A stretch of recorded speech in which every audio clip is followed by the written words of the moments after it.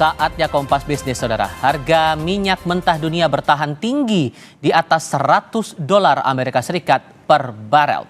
Indonesia crude price dalam asumsi APBN 2026 masih bertahan di level $70 Amerika Serikat per barel. Meski asumsi ini meleset jauh di bawah harga pasar, pemerintah belum melakukan penyesuaian atau perubahan. Kompas Bisnis membandingkan dengan jenis WTI atau West Texas Intermediate, tepatnya harga minyak acuan yang dipakai Amerika Serikat. WTI per 1 April berada di $102 Amerika per barel. Sedangkan minyak jenis Brent yang jadi banyak acuan negara di dunia termasuk Indonesia berada di level $103 Amerika Serikat per barel. Masih tentang dampak perang ke pasokan BBM, saudara. Pemerintah memastikan tidak ada kenaikan harga bahan bakar minyak, baik subsidi maupun non-subsidi. Pemerintah juga menegaskan stok BBM masih terkendali. Menteri ESDM Bahlil Lahadalia bilang harga BBM subsidi masih sama dengan saat ini, alias tidak ada kenaikan harga. Sedangkan harga BBM non-subsidi masih dalam pembahasan hingga batas waktu yang belum ditentukan. Meski harga tidak naik, pembelian BBM subsidi dibatasi. Pertalite, kendaraan pribadi atau umum roda 4 dibatasi maksimal 50 liter per hari. Demikian juga dengan kendaraan pelayanan umum yang menggunakan bensin bersubsidi dibatasi maksimal 50 liter per hari. Bahwa pemerintah atas arahan Bapak Presiden dan hasil rapat, penyesuaian harga untuk BBM subsidi tidak ada penyesuaian naik ataupun turun, artinya flat, masih pakai harga sekarang. Untuk BBM yang non subsidi sampai dengan hari ini kami dengan tim Pertamina maupun dengan SPBU swasta lain sedang melakukan pembahasan sampai waktu selesai. Nah, waktunya kapan? Tunggu dulu. Jadi artinya apa? Belum juga ada penyesuaian harga. Masih tetap sama. Tak sampai di situ, pemerintah juga akhirnya menetapkan kebijakan bekerja dari rumah atau work from home 1 hari dalam sepekan, yakni pada hari Jumat. WFH untuk ASN bertujuan untuk mengurangi beban anggaran dan kebutuhan masyarakat terhadap BBM. Kebijakan work from home bagi ASN setiap hari Jumat ini diumumkan Menko Perekonomian Erlangga Hartarto saat rapat bersama sejumlah menteri di Kabinet Merah Putih. Kebijakan diterapkan setelah ada imbauan atau edaran dari Kementerian Dalam Negeri yang diharapkan mampu berjalan efektif dalam pelaksanaan dan performa kerja. Kebijakan ini menyikapi harga minyak dunia akibat perang di Iran yang saat ini masih menjadi sorotan. Kebijakan WFH setiap hari Jumat berlaku bagi seluruh aparatur sipil negara baik di pusat maupun daerah. Yang A, penerapan work from home bagi ASN, aparatur sipil negara di instansi pusat dan daerah yang dilakukan sebanyak 1 hari kerja dalam seminggu, yaitu setiap hari Jumat yang diatur melalui surat edaran dari Menpan RB dan SE Mendagri. Konteks perang, harga minyak melambung, dan respons pemerintah lewat kebijakan WFH serta pembatasan pembelian BBM subsidi ini akan kami bahas bersama dengan narasumber. Saat ini Kompas Bisnis sudah terhubung dengan Kepala Ekonom Bank Permata Joshua Pardede. Mas Joshua dengan Tifal di sini, selamat pagi. Selamat pagi Mas Tifal. Terima kasih sudah bergabung bersama kami. Kalau mau membandingkan nih, ini kan WFH kebijakan diambil dengan semangat untuk penghematan anggaran di tengah kondisi beban anggaran kita dan pasokan minyak juga jadi tantangan di sini. Tapi kita juga pernah mengalami yang namanya WFH di era-era COVID-19 waktu itu. Kalau Anda membandingkan secara ekonomi, momentumnya dan kondisinya sekarang ini ada yang sama atau ada yang beda nih kelihatannya? Ya, saya pikir dengan kebijakan pemerintah dengan memberlakukan WFH bagi ASN dan juga mengencourage ya swasta juga untuk melakukan hal yang sama, saya pikir ini memang akan ada potensi penghematan dalam hal ini BBM ya. Konsumsi BBM ini akan jelas bisa dihemat, meskipun memang tentunya signifikansinya pun juga akan mesti kita lihat lagi ke depannya, karena kalau kita lihat di sini pemberlakuan WFH ini 1 hari dalam seminggu, dan juga kalau kita bandingkan dengan misalkan dengan kondisi pandemi COVID-19 memang ini akan jauh berbeda ya. Kalau kita lihat pada saat pandemi yang lalu memang aktivitas ekonomi itu tidak berjalan sama sekali gitu ya, dan sementara ini Kalau kita lihat pada saat kondisi saat ini sebenarnya kan hanya beberapa hanya beberapa sektor ekonomi saja yang mungkin tetap akan bisa berjalan ya. Misalkan kalau kita melihat sektor strategis seperti industri, energi, perdagangan, logistik, transportasi dan juga keuangan, layanan publik dan juga sekolah dasar menengah tetap akan berjalan normal. Jadi memang ini kebijakan ini memang diarahkan tadi agar pengetatan mobilitas masyarakat ini tidak berubah menjadi penghentian aktivitas ekonomi yang secara meluas ya. Jadi makanya kami tetap melihat bahwa dampaknya pun juga diharapkan tidak akan sedalam apa yang kita lihat pada saat pandemi COVID-19 yang lalu. Oke, soal pertumbuhan kita akan bahas itu nanti. Tapi kalau konteksnya soal penghematan itu tadi, karena kan disebutkan penghematan BBM nilainya 6,2 triliun dari APBN. Kalau mau dibandingkan total subsidi energi kita yang jumlahnya sudah ratusan triliun seperti ini, Mas, sebetulnya ini signifikan nggak sih kira-kira untuk semangat menghemat itu tadi? Ya, kalau kita bicara 6,2 triliun sebenarnya terhadap APBN itu memang tetap ada ya, meskipun memang bukan angka yang besar kalau kita lihat dibandingkan dengan skala beban subsidi energi pemerintah gitu ya. Dan kalau kita lihat memang angka 6,2 triliun ini kan disebut sebagai penghematan langsung APBN dari kompensasi BBM atas akibat kebijakan WFH tersebut ya. Namun kalau kita lihat misalkan pada APBN kita Maret 2026 ini memang realisasi subsidi dan kompensasi saja sudah mencapai 51,5 triliun gitu ya. Dan ini baru sampai bulan Februari saja gitu ya. Dan ini pemerintah sendiri menegaskan bahwa realisasi ini sangat dipengaruhi tadi oleh harga minyak mentah, nilai tukar, dan juga volume BBM, LPG, dan juga listrik. Artinya memang 6,2 triliun ini lebih cepat kita bacanya sebagai bantalan fiskal jangka pendek ya. Bukan solusi terhadap tekanan energi yang memang berskala puluhan sampai ratusan triliun ya. Dan kalau kita lihat dalam beberapa stimulasi dan termasuk juga kami yang sudah kami lakukan pada skenario rata-rata harga minyak mentah di kisaran $80 per barel dan juga rata-rata nilai tukar rupiah di $17.000 ini makanya per dolarnya, maka ini akan ada defisit APBN ini akan bisa melebar hingga melampaui 761 triliun gitu ya, atau sekitar ada tambahan dari target itu sekitar 72 triliun. Jadi kembali lagi kalau kami melihat bahwa penghematan 6,2 triliun ini membantu, tapi memang dampak redamnya memang akan cenderung terbatas. Termasuk kalau kemudian disebutkan oleh pemerintah di masalah WFH ini diperkuat lagi dengan mempercepat efisiensi belanja negara dan diproyeksikan penghematan anggaran sampai 204,4 triliun rupiah. Ini menurut Anda masih akan jangka pendek jumlah sebesar itu?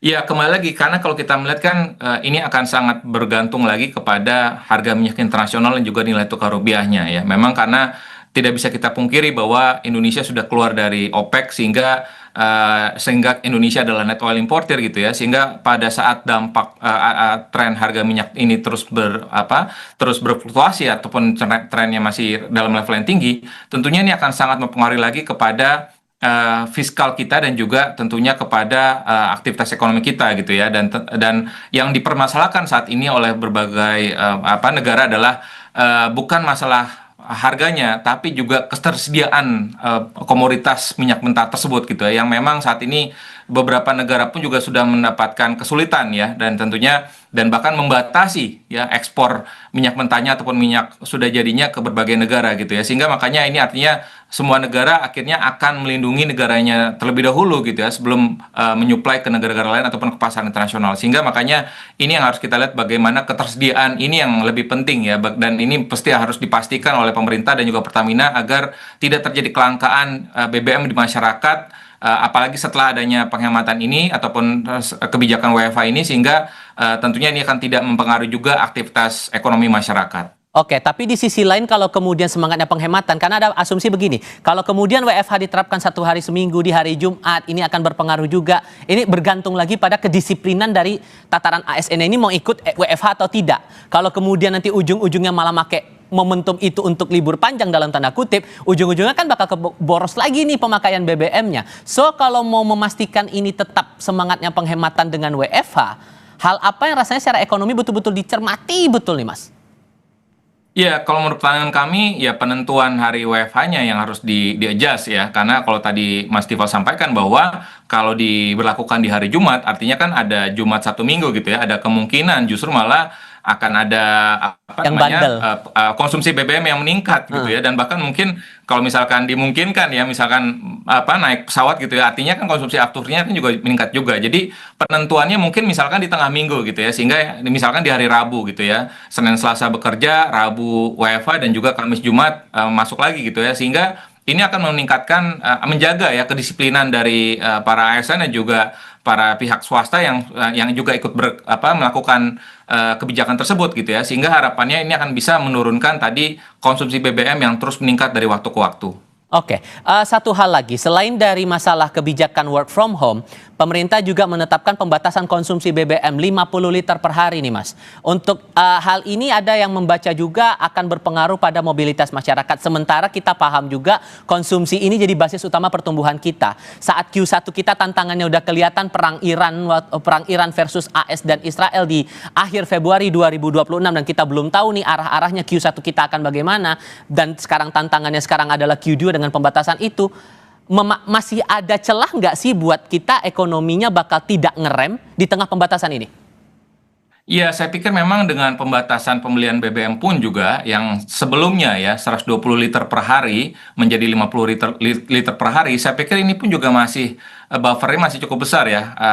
Jangankan mobilitas, misalkan kalau kita misalkan dari wilayah Jabodetabek ke arah Jakarta gitu ya, tentunya saya pikir mungkin kalau kita misalkan pulang pergi gitu ya, bekerja, saya pikir tidak akan melampaui juga 50 liter gitu ya, kalau misalkan mobilitasnya cukup tinggi gitu ya, sehingga makanya semestinya memang nih harus dibatasi lagi lebih dalam. Kalau misalkan mau semangatnya adalah penghematan, ya seyogyanya memang 50 liter ini misalkan per minggu gitu, sehingga memang benar-benar pembatasan ini misalkan akhirnya masyarakat juga di-encourage untuk menggunakan public transportation gitu ya, sehingga kalau sekiranya 50 liter per hari, saya pikir ini memang menahan mobilitas ya, sebagian mobilitas terutama kendaraan pribadi dan juga penggunaan yang berlebihan. Namun kebijakan ini memang dirancang tadi agar kendaraan umum ini harusnya lebih kecil ya, tidak mengganggu tadi, agar angkutan umum, sektor strategis dan juga distribusi barang ini tidak menjadi korban utama,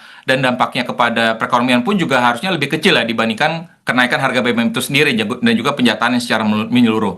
Nah, meskipun memang pengaruh utamanya memang akan terasa tadi pada konsumsi yang sifatnya pilihan ya, misalnya perjalanan non esensial, lalu juga serta usaha-usaha kecil, ini juga cukup akan bergantung ya kepada mobilitas hariannya yang memang UMKM yang sangat mengandalkan mobilitas masyarakat gitu ya, sehingga makanya ini akan tentunya akan sebagian ekonomi tentunya akan bisa berpengaruh khususnya UMKM, sehingga memang tentunya pemerintah pun juga harus mencarikan beberapa alternatif kebijakan lain gitu ya, sehingga dampaknya tidak akan cukup signifikan kepada pelaku usaha UMKM. Detail-detail ini akan kita coba elaborasi lagi di segmen berikutnya. Saya harap Anda tetap bersama kami ya, Mas Joshua, dan Anda saudara pastikan tetap di Kompas TV.